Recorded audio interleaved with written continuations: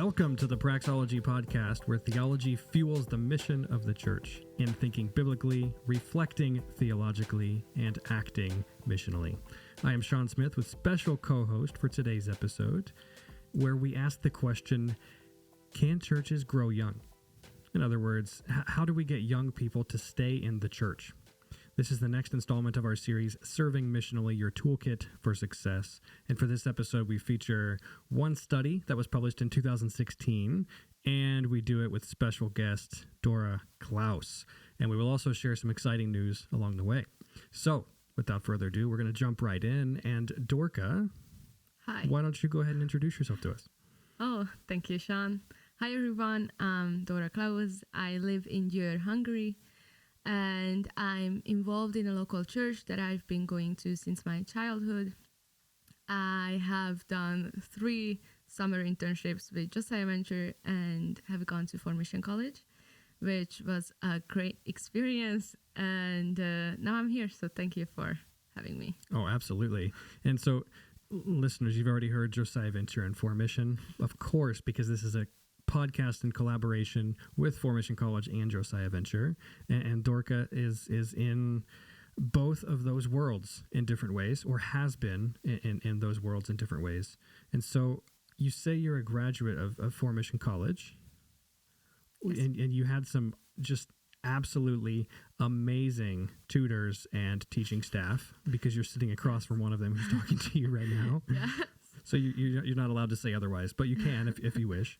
No. Why don't you tell us about your experience of what it was like to be a student? Yeah, it was great.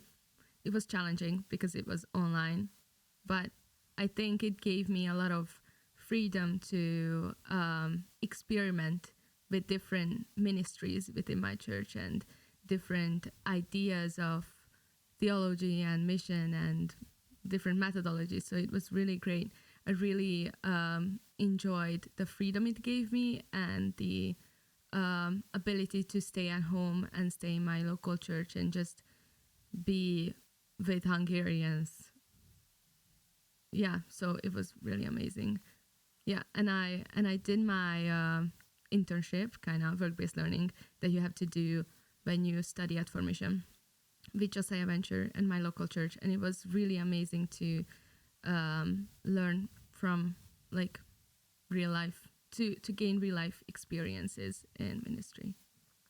Yeah, for those listening who I think we've probably mentioned before, but it's worth saying again, work-based learning is the 10 to 15 hours per week that students do that they actually get credit for, which is different than other programs. And so Dorka was able to do that with Josiah Venture in her own local church, and it sounds like you enjoyed being able to overall stay in Hungary while doing your degree. Yeah, it was fun. That it's primarily online, but not exclusively. And you also said that you got to try out some different ministries within your church. Give us a little bit of the scope of that. What were you able to do that you hadn't done before? And Yeah. Well, I was leading the social media ministry of our church. You're like a social media. You're like the guru of this. So yeah. Thank you. I wouldn't say that, but I really enjoy social media. So I got to do that, and I also got to lead a missional training within my church in a house group, and train. House group is in like a small group. In a small group, yeah, with all ages, really, and also got to do trainings with our youth leaders, which was really fun. Nice. And since we've both just gotten back from one of our retreats that we do with Formation, and you, Dorka, as a graduate and also as a research assistant, which we'll talk about a little bit later, what that means, we're able to be a part of this retreat. What was it like? It was great. It was really encouraging to go back to this environment after being out of it for half a year, because I've been out of Formation for half a year because I graduated last year. So it was really fun to be around people who I know and care about, and got to connect with old friends, and yeah, it was great to refocus, I think, on mission and on And where were we? And what are some of the things that we did there when we were together? We were in Germany, in Chemnitz, Germany. One of the year 3 students lives there, and also the Killian, the administrative one of our staff. Yeah. Yes. And so it was, that's where we were, and we went to a prison that used to be a lot of different things. a lot of different things. We got to learn about Germany's culture in the last 100 years there, and it was really amazing to get to look back, but also we got to learn from local pastors and hear from them about their struggles and what they think Germany's culture is like. And we also did some researchy things, observing stuff in the culture and stuff like that. So it was really fun. Yeah, and so I oversee the research portion of For Mission, and it's actually a really good segue, not planned, but great segue. And as part of the retreat in Chemnitz, we had students look at and build a description of culture, and looking at Chemnitz and a small little snapshot of the eastern side of Germany, and trying to look at what is life like here, and doing so in more of a meaningful way than just randomly making observations. We really just focused on making observations without assumptions, because we almost always attach assumptions to our observations. And it led to some really, really good conversations, I think centered primarily around the fact that people in Chemnitz don't feel seen. And that's trying to use language that they say, not, again, my own observation with an assumption attached. They told us that in the panel. The 3 pastors told us that. Killian and Max, the German students and staff who were with us, said basically the same thing, and they've lived there for a long time. And a lot of that connected to the prison we were at, of what life was like before the wall came down. Yeah. Just incredible. The various forms of fear, not being able to trust people because of the Stasi, the how do we describe that? People know the word, I'm sure. Secret police. Secret police that were like, they weren't actual police. They were like your neighbor. Yeah. And it instilled this weird, strange fear of not being able to trust anybody. And it was great, I think, to hear from the pastors to like the fallout of that in culture, and how they manage and how the church works together. Yeah. One cool thing was the ecumenical part. The churches collaborate all together in and around Chemnitz, and it's like, I don't know, to me it was cool because it was like a foundation of unity on the old foundation of trying to build this kind of utopia society on distrust. Yeah. And the church is the opposite. Yeah. It was really interesting for me. I haven't seen pastors talk about ecumenical relationships this way before, so it was really encouraging for me and really highlighted the importance of partnership within churches. And a lot of that again was trying to look at and represent a culture from the inside related to research. And another I mean, that is a major aspect of the For Mission degree. When you graduate, you do a dissertation, and Dorka, you did one. Why don't you tell us what is a dissertation, what the process was like for you, and we'll start there. Okay. So a dissertation is a 10,000 word, close to 10,000 word document, writing, text that you write. And there's 3 ways to do it. Is there still? Technically there's 3, but really just 2. Okay. Yeah. So you can then 2. One is a literature review, literature-based dissertation. That's how it's called officially. So where you research books and research a topic in books, and that's how you put together your document on your topic. And you can do an ethnographic research-based dissertation as well, which I did, and it was really fun because I got to do a mini research within my church in mission, and then I got to analyze it. But before that, I got to look at the literature as well. So it was really a fun project. Mm-hmm. Yeah, so there's two ways. The one, literature, it's like a typical essay, just a really long one, not longer. And the other one is actually doing things like questionnaires or things like interviewing people, or things like this. And so yours, you were interviewing people within your church. And you may not remember off the top of your head what your actual research question was, but as much as possible, why don't you share that question and then talk about maybe the process of your way of getting to your findings.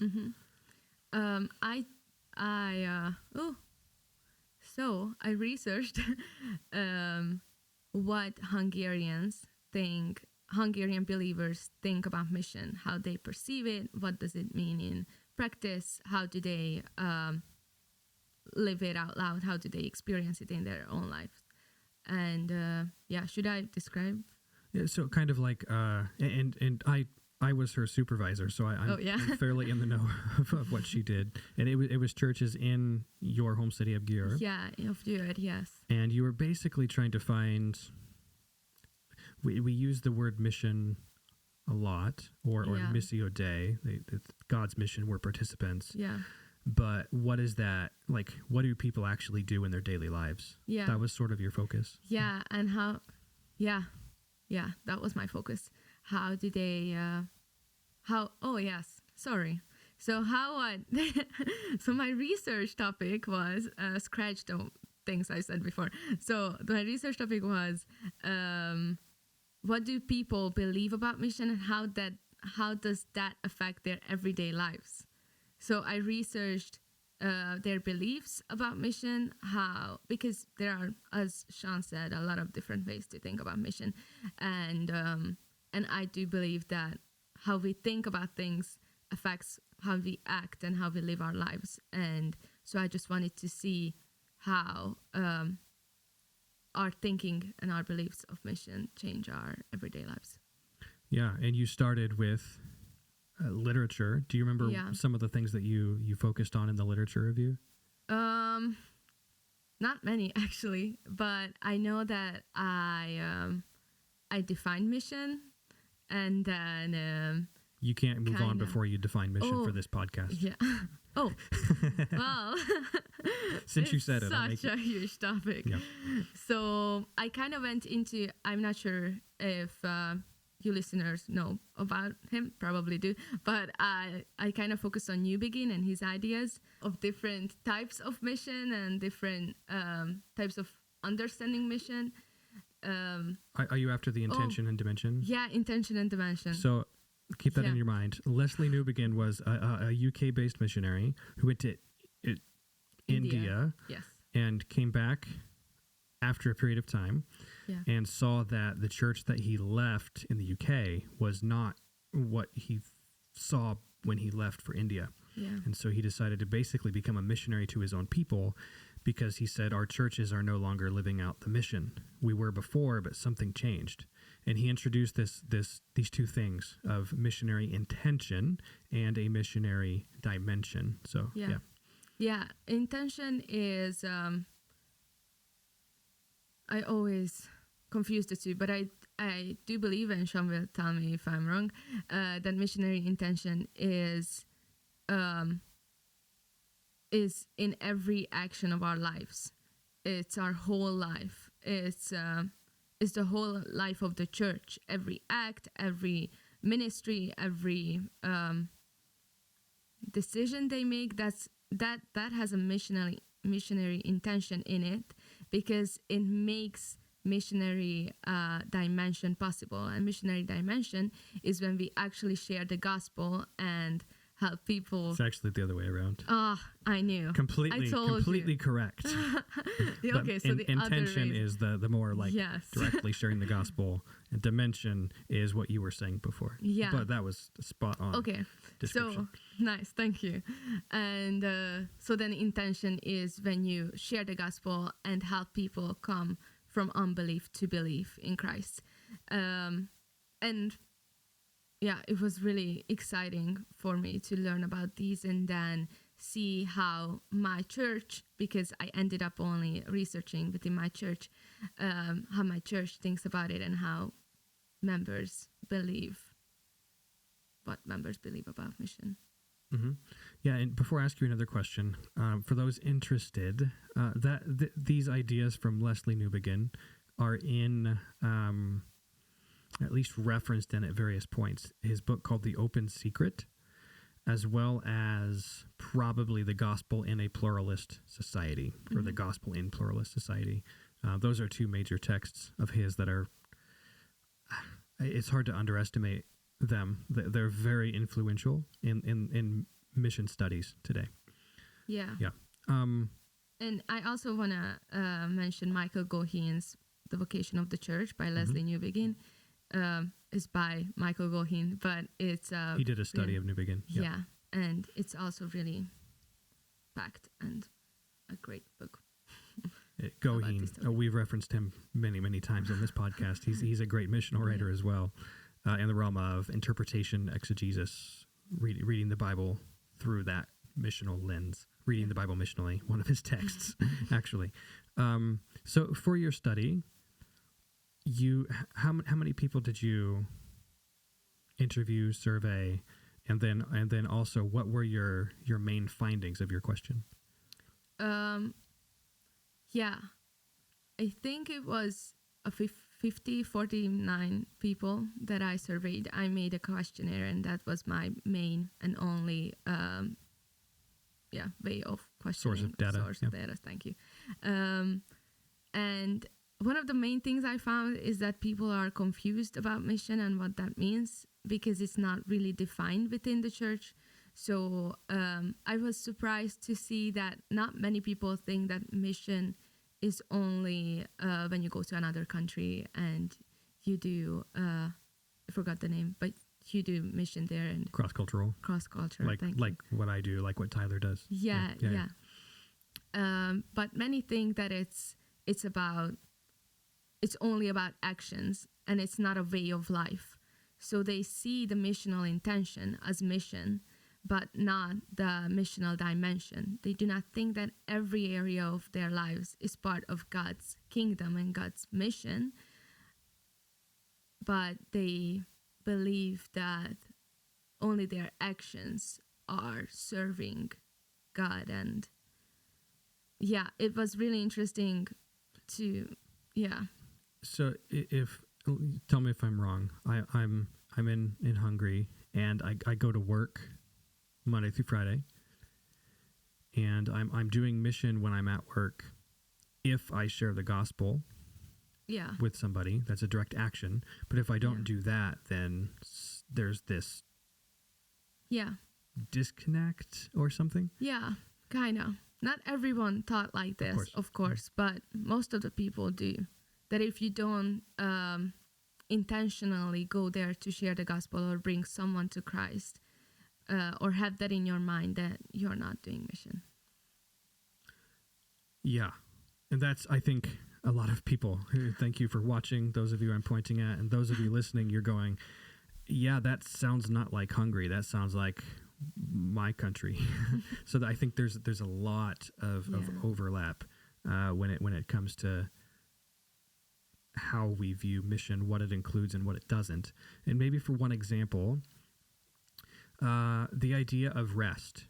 Tyler and I talk about the idea of missional rest, and we've featured it extensively in previous seasons of Praxology, and that would be a dimension. Yeah. Rest is if we can say it's like a degree of action, something like this, then that dimension is related to our direct or intentional mission, similar to when Jesus was traveling around and he would withdraw, he would rest, and that was part of a cycle or a rhythm of rest, do, or rest, proclaim, rest, heal, and so on. Yeah, exactly. And there was one particular main finding that you had. I can't come up with the wording right now off the top of my head, but it was. I remember it was very insightful. Do you remember what that was? Yeah, I do. It was about doing mission and being in the church and doing ministry for God or with God. So it really connects to this idea that I just shared before about the dimension and the intention, because if you think, because people do stuff, serve God, for God, to glorify Him, which is true. That's a true sentence. But they do not acknowledge the fact that they are also with God, just as Jesus told us in Matthew 28:20, that He is with us till the end of the world, something like that. In English, I could tell you in Hungarian, but I'm not sure that would help. So, so this fact that God is with us in every decision we make and every thing we make is not involved in mission, not involved in ministry. It's not connected to it. So they miss the fact that the Holy Spirit is going in front of us, and the Holy Spirit is preparing people's hearts, and so it can feel really distant, and it definitely makes thinking about mission and serving harder and more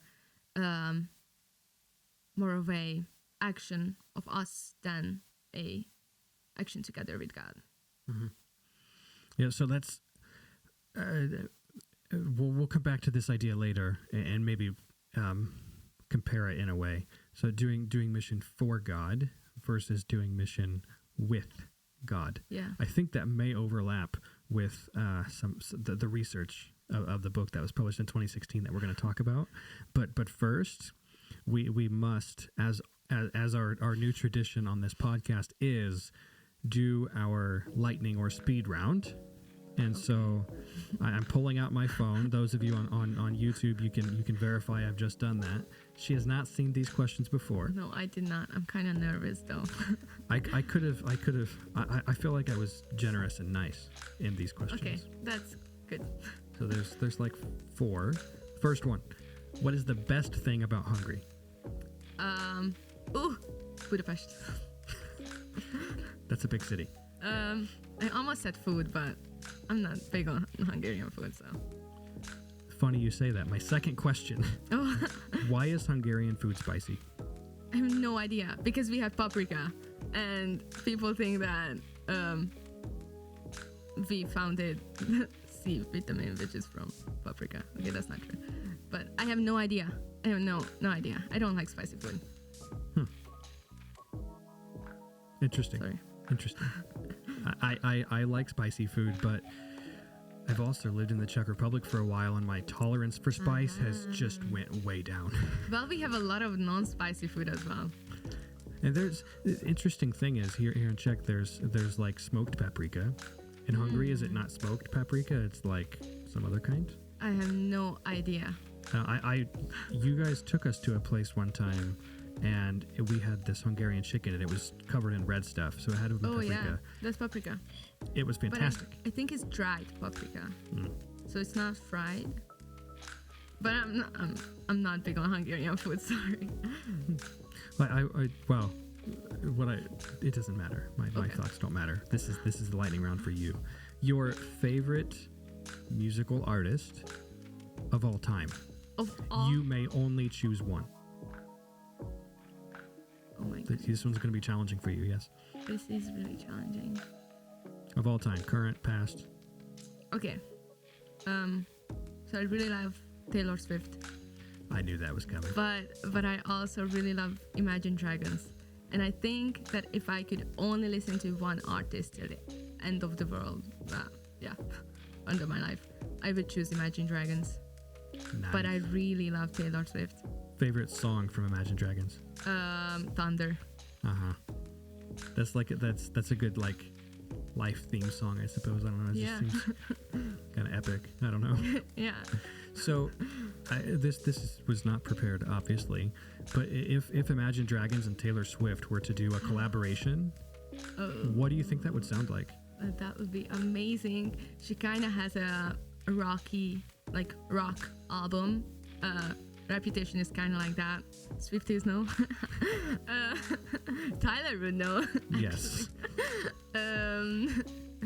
But so I think that would sound amazing. It would be amazing if Do you think that Imagine Dragons sound would win out or Taylor's sound would win out? No, they would. And who would do the most singing? Equal, both of them. Mm-hmm. She collaborates with a lot of artists, and even though there are a few that don't really, but it's Nice. So Imagine Dragons. We're just gonna forget Taylor Swift. Yeah. Oh. Her earlier music was fine. I don't like the later stuff. What? It's my problem. I know. I get it. Yeah, Sean. Have you even listened to it? Yes. Just not very often. Yep. That's okay. So I accept that. Next question. The best book that you have ever read. I don't care what genre, just any book. Oh. The Bible. Okay. That's cheating. Bad. Okay. So I'm not a big reader, actually. My favorite book that I've ever read is... I have no idea. Can't you ask me about movies? We will allow that this one time. We have never done it on this podcast before, but we will substitute the question. Favorite movie? Oh, thank you. Favorite movie is so can it be 6 movies? No. Can it be a trilogy? Sure. Okay, so I love The Godfather. That's my favorite trilogy. I was surprised about Imagine Dragons. Yeah. I think I'm more surprised that you would say The Godfather is the best set of movies. And then the second trilogy would be Pitch Perfect. So I've never I know I seen couldn't have said 6 movies. So I'm sorry about breaking the rules. It's flexible. Yeah, great. Final question. You may have to. This one may not be fair because I should have maybe have given you some time to prepare. But one thing about the Hungarian church that you think others might be able to learn from.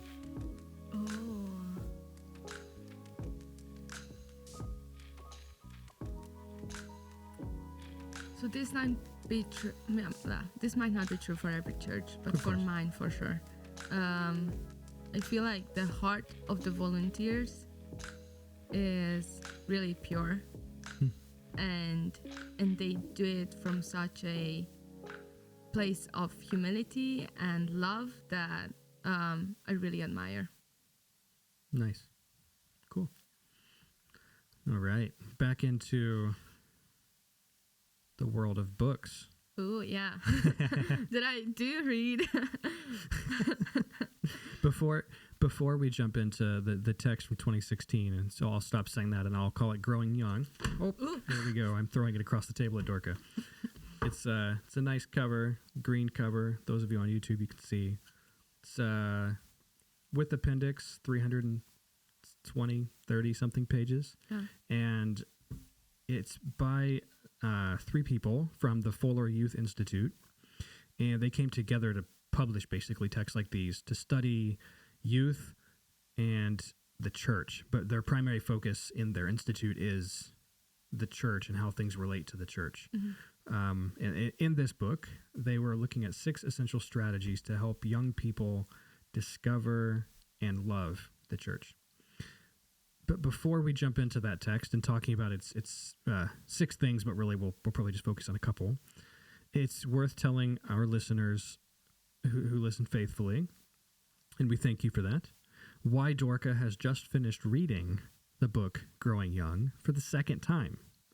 The first time is because it's required in the formation curriculum, and we'll just go under the assumption that she did read the whole thing while she was a student. Who knows? Yes, I did. But also recently, our team within Josiah Venture Education Department, that sounds really dull and boring, but it's a very exciting thing. We formed the Josiah Venture Research Institute. And our vision is to accelerate deep disciple making among the youth of Central and Eastern Europe.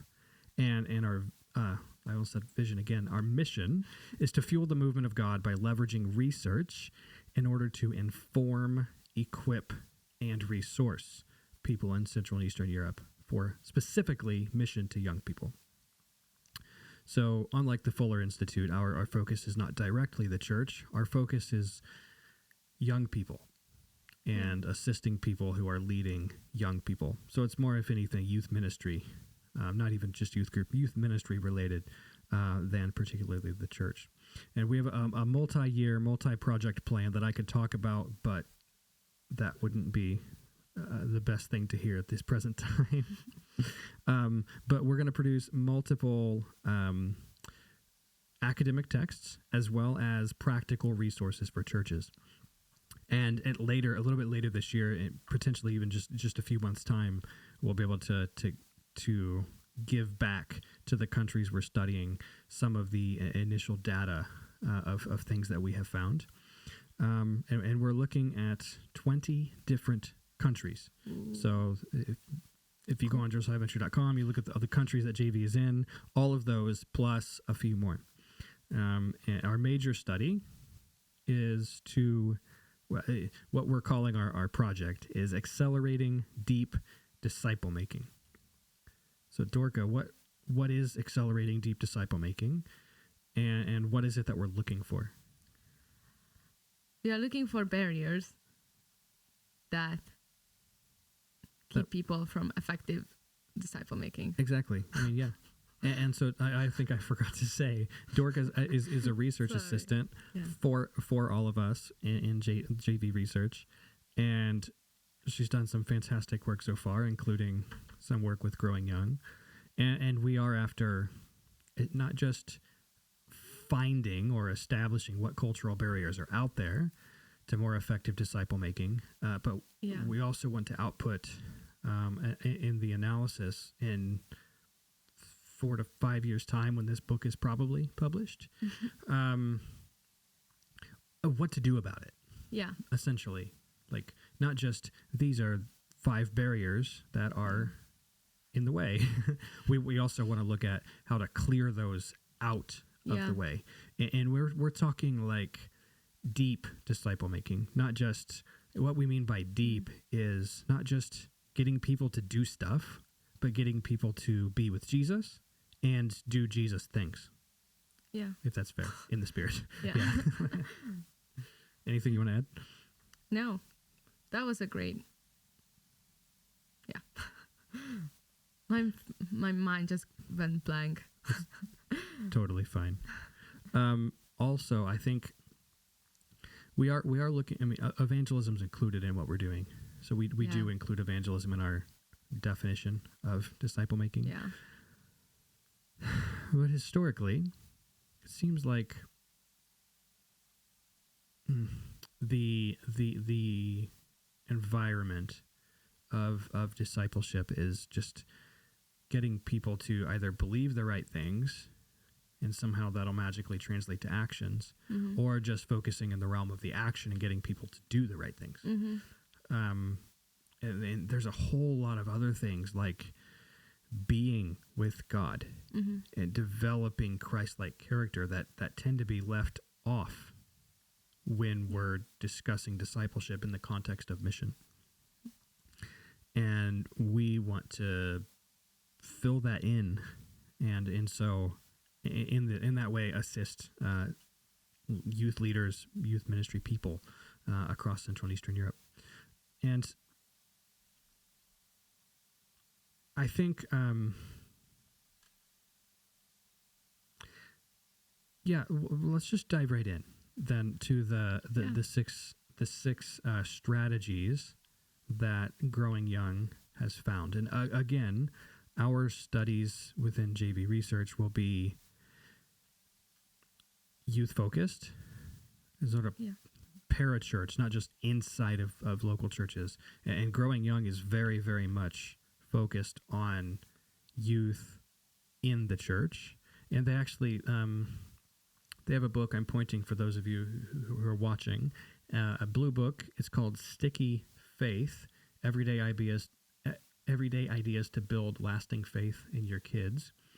And so that one is, again, it's kind of ways to instill faith in your children so that they will walk up in the Lord and stay in the church. And then a recent book, actually, that has come out from Fuller Youth Institute just like within the last couple of months, is called Faith Beyond Youth Group.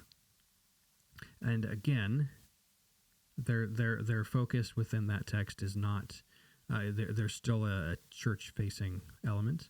Not that we are, I feel like I'm setting up to say we're like anti the church, but of course we're not. It's just not our focus. Our focus is more broad in youth ministry. And so these 6 things here in Growing Young, though, focus on, well, why don't you tell us, Dorka, what is the overall point? Well, they focus on different strategies to help churches become better engaged the youth. So they focus on churches.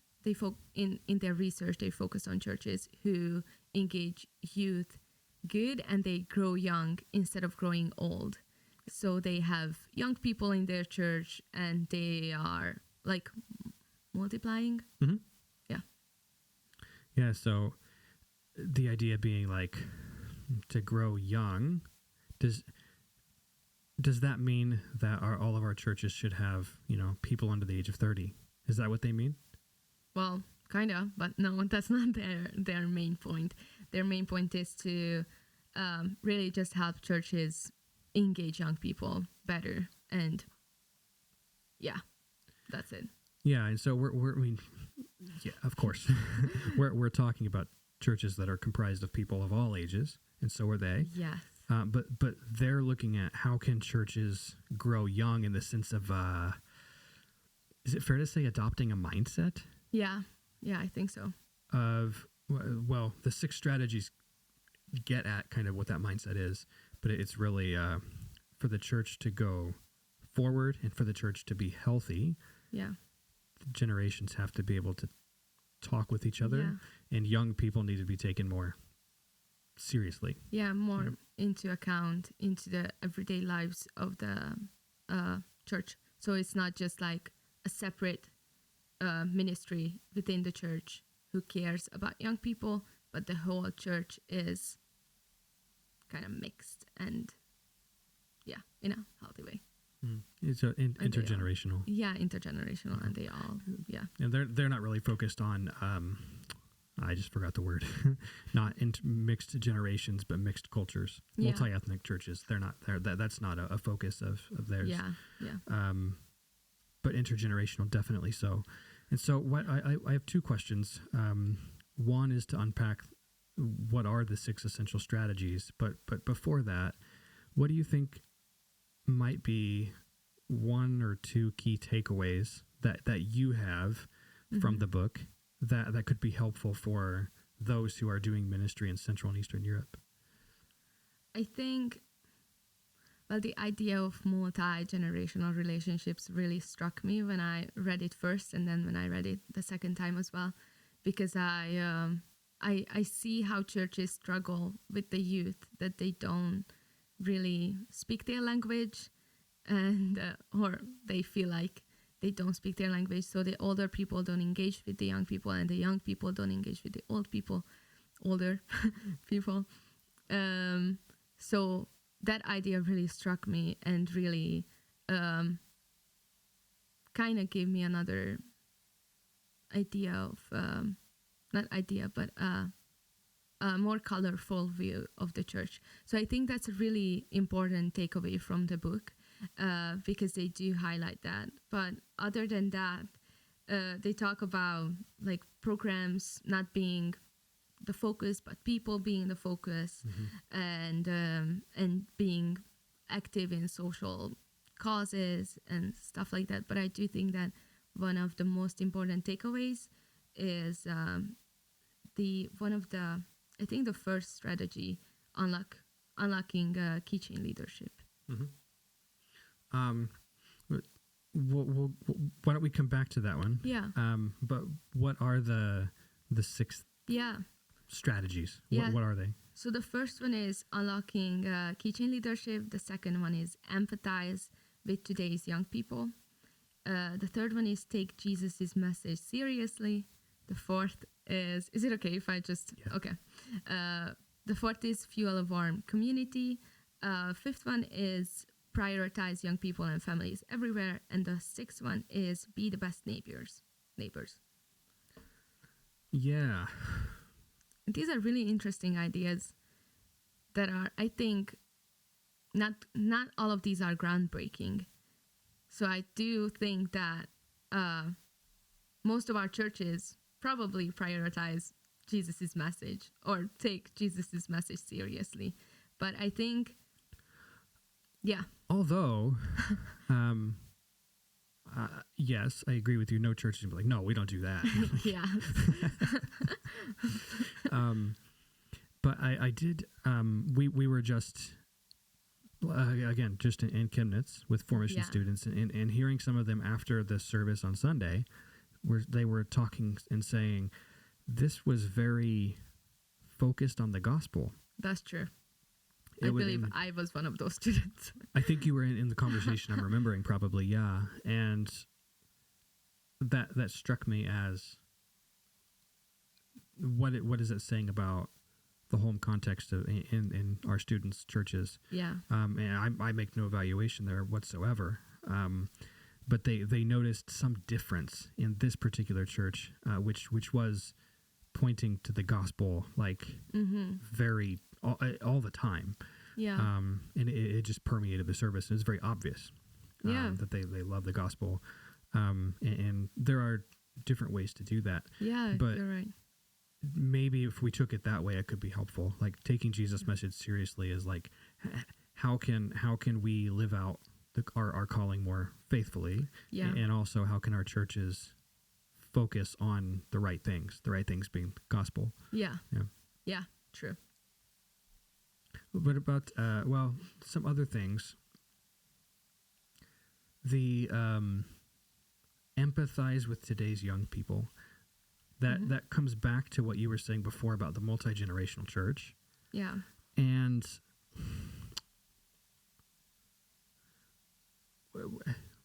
how do you think this could be appropriated the best in Central and Eastern Europe? Like a lot of churches struggle with, very big, just generalization here, not encouraging one another as much. Like why would you tell somebody for doing a good job when that's like that's what they're supposed to do anyway? And so along with that tends to be probably a lack of empathy, or literally bearing another's feelings and burden inside of you. I'm very tempted to go into the social psychology of that, but I won't. But bearing, like that idea in Galatians 5 or 6, bearing one another's burdens. But to truly empathize would be to have the contents of what somebody else is feeling inside so much that you kind of mirror them and you feel it very deeply, but it's not yours, it's theirs feeling. Yeah. Empathizing with today's young people.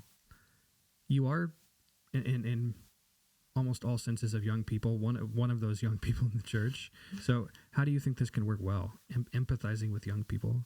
I don't know, a personal anecdote, an example, or theoretical. Yeah, I think vulnerability is really important in this, and also just seeking them out. I remember when I was 18, I think, one of the JB missionaries in Hungary just seeked me out and met me for coffee when I started university, and I didn't really understand why, and she kept messaging me, and I was like, why are we meeting? Why do you want to be in my life? I didn't tell her, of course. But she kept seeking me out, and then at a random point when I was struggling with being in university and having such a different life that I have had before, I realized that she has become a trusted person in my life that I can share things with, and she can bear my burdens, just as you were kind of talking about before. And I do think that there are, like, it's really hard to seek people out and to be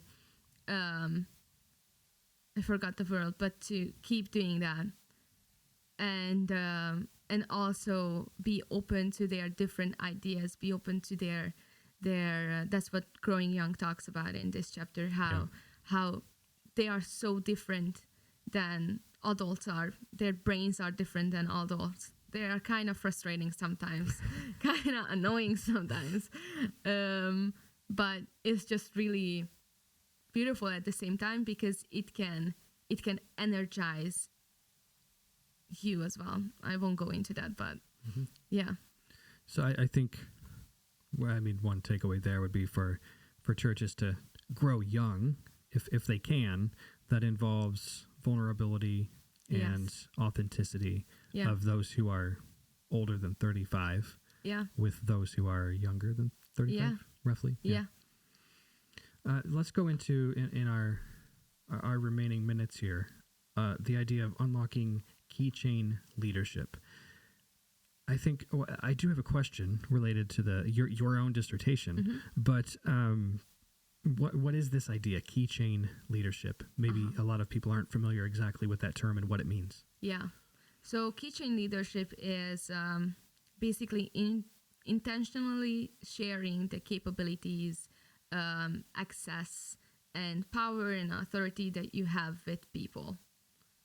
So that's what it means, actually. So, like, I have keys. Yeah, to different doors. Yeah. That's what, like, Growing Young, this is the analogy, that there are different doors.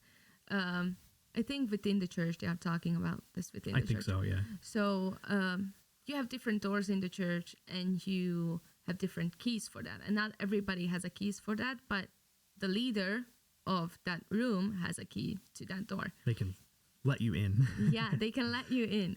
So it's the responsibility of the leader to train others and to see if somebody else has a gift in this area, and train them to be able to, I don't know, lead that room, maybe. Not analogies are not perfect, but and then be able to give them the key so that they would become the leader, not the one with the key before. And so the ultimate goal is to have the key, let somebody in, but eventually give them the key. Yeah. Yes. Mm-hmm. So this is keychain leadership. Okay, so if this is keychain leadership, and if churches are to grow young, they have to unlock that idea. I think that gets at the empathy thing of young people, old people talking together in meaningful conversations. But I do wonder if I'm still trying to formulate this question. I have been for the last 10 minutes we've been talking or more. Your dissertation and your main finding of doing things for versus doing things with. I think, one of the things that I know Fuller Youth Institute is very, very big on is what ministry is and what it's not. Youth ministry is and not. And they focus on prepositions also, and they say with, not to. We don't do ministry to people. We do ministry with people. And to me, that kind of maps with your idea of your findings from Hungary of for God versus with God, or for people versus with people. Yeah. What do you think in putting these kind of ideas together? Yeah, I think it can connect to each other, because I wouldn't say that they are the same, of course. Oh, yeah. Of course, I know you're not saying that either. I feel like that if you believe, if we believe that we are on mission with God and He's going in front of us, behind us, with us, whatever, but yeah, then we see the church better as well. Because it's not just us doing something for someone. It's not based on me, not focusing on me, but on God, who called us to be in community within the church, so that I will be able to see that God goes before me, and He's working in other people. So I do think that we could connect the idea of going with God to seeing people better and doing people's ministry before programs ministry. So therefore, it could connect to the to looking at people and looking for people also, and involving them in ministry with us. Yeah, the kind of Yeah, so seeing people in programs, seeing people in the ministries, not just perpetuating the programs and that's part of discipleship, but the people are the real focus, and growth is the real purpose, not just the higher level. But that gets hard. I know. you have to, there's a lot of like administrative type of stuff and then things that get in the way. But seeing people within that is really important, you're saying. Yeah. And that connects further to the idea of unlocking keychain leadership. Yeah. So why don't you give for our listeners a little bit further unpacking of that idea and maybe a few takeaways? Yeah. The writers of Growing Young defined 4 different ways in this method. Can we call it a methodology of leadership? Would that be? It's a theory or something. Theory. Yeah. Okay. So in this theory, there are 4 types of leaders you can be. You can be a key-less leader, a key hoarding leader, a key loaning leader, and a keychain leader. Of course, we're going for keychain leaders because it's all the last one. Yeah. So the first one is keyless. So they don't really have a voice. They don't have authority because they don't have keys, but they are leaders. So there's no communication happening. No communication. And it's kind of a miserable spot to be in because you're anxious and you don't really have authority to do stuff. The second one is key hoarding. And it's actually quite similar to key loaning because both think that they are the best to do something. They are the best to open the door in this analogy. The key hoarding, they don't give opportunities to others at all. They are just hoarding the keys. They are just having the keys. They don't need to be like, if someone is not giving others opportunities and they are a key hoarding leader, they don't have to be a leader that wants more keys. Yeah.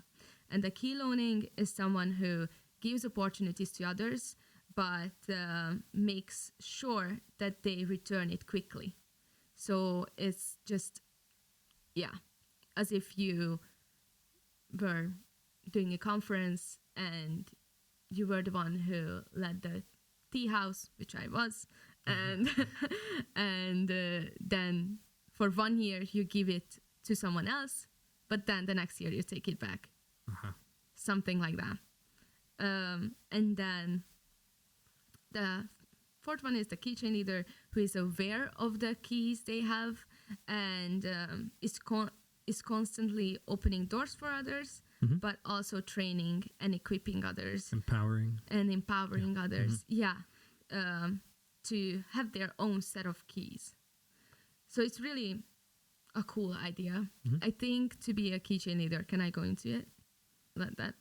Yeah, quickly. Okay. Yeah. So to be a keychain leaders, you kind of know, you have to know what you have, the keys. You have to be aware of the keys you have on your keychain. So if you haven't, maybe pause and take an inventory of what keys do you actually have. Yeah.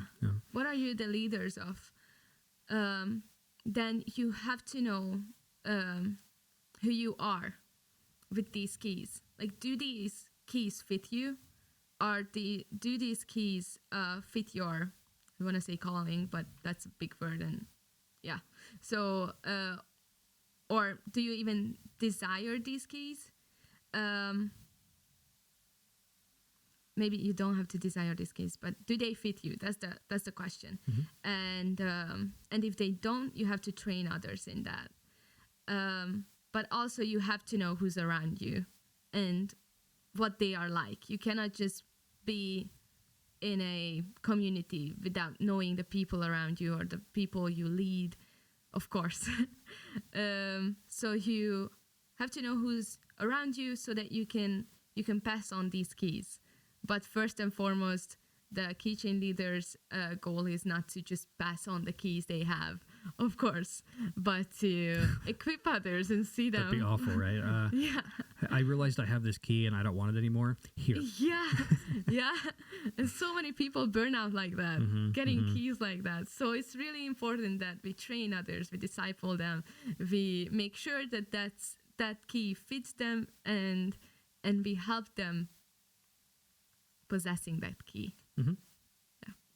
Yeah, no, that's a fantastic idea, and I think serving missionally, a missional toolkit for success, we can add a set of keys Yeah. to that, and I think one thing I'm reflecting on and thinking can be useful is, what keys do I have, and asking, do I have too many, or why do I have the amount of keys that I have? And that might feed into an answer of why you're never able to rest, because you're just having to always do things.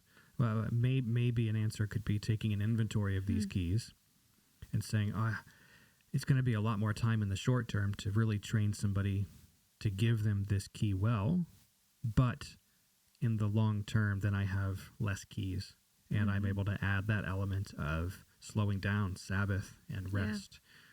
Just one thought I have that connects from earlier. Yeah.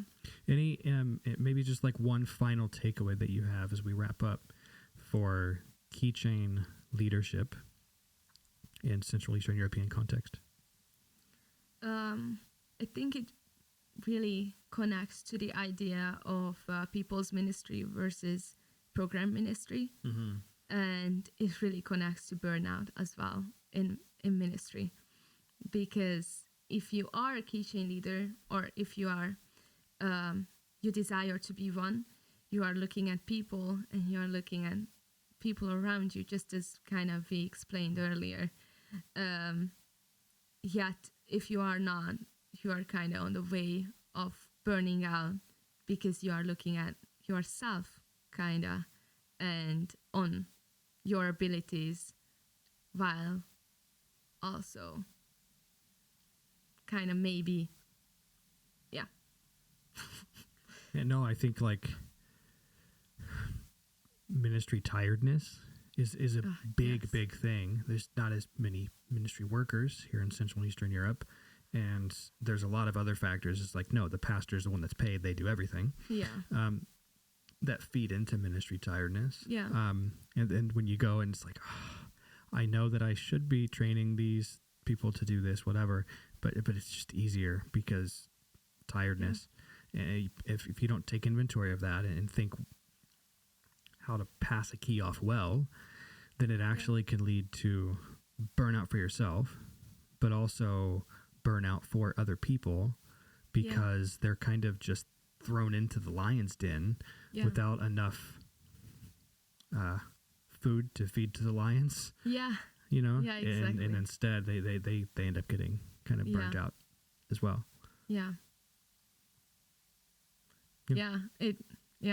I think it really connects to the idea of like this this idea that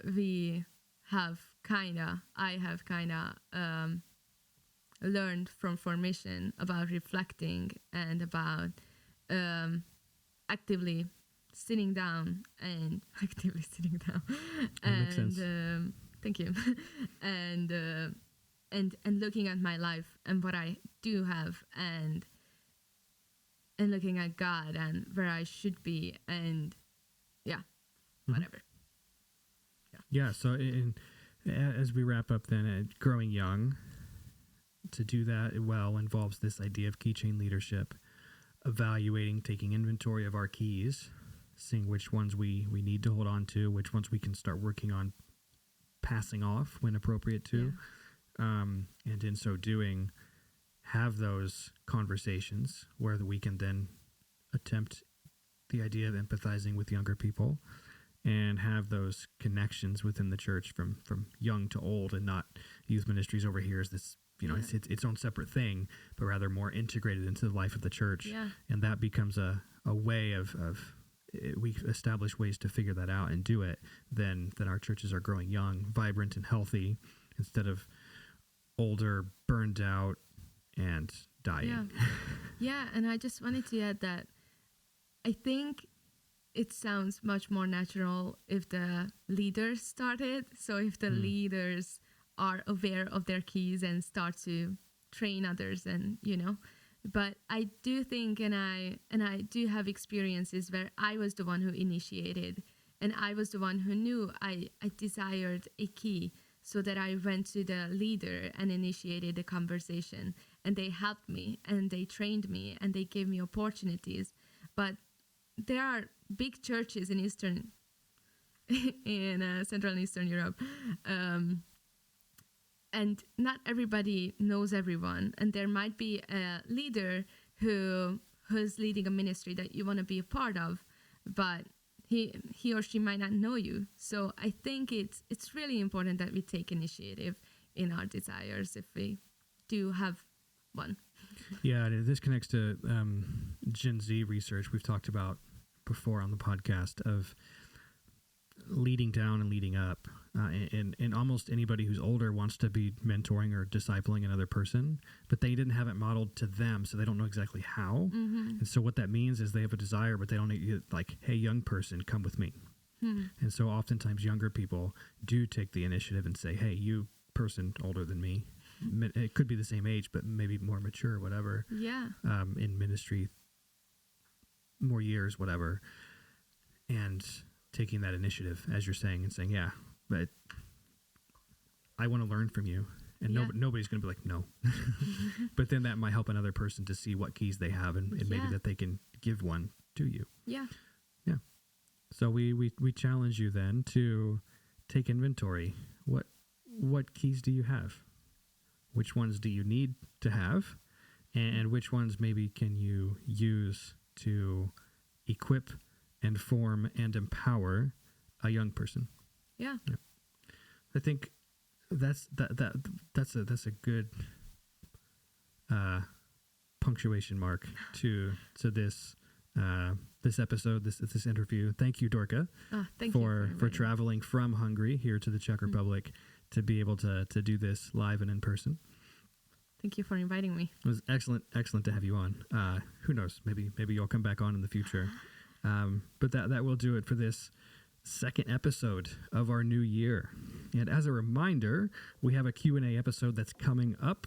If you have a question that you want to submit for us to talk about, write us on the social channels and or praxology@formission.org.uk, and do so very soon so that we are able to actually feature your question and dialogue with you in that episode that's coming up. So in this episode, we've learned from Dorka, and we have taken a close look at keychain leadership, and we encourage you to intentionally share the power and capabilities that you have as a leader in your ministry sphere. We'll see you next time. Bye.